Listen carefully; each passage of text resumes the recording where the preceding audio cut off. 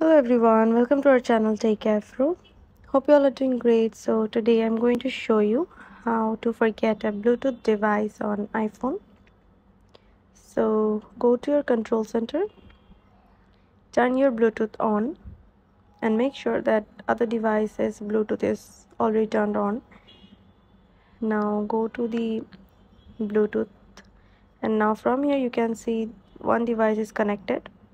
Tap on that and then you have to pair it with another device so that you can connect your Bluetooth.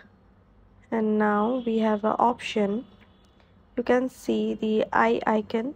Tap on that and then you will get your forget this device option.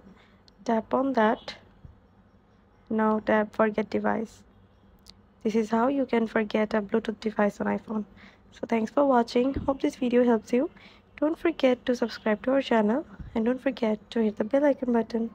See you in the next video. Bye bye.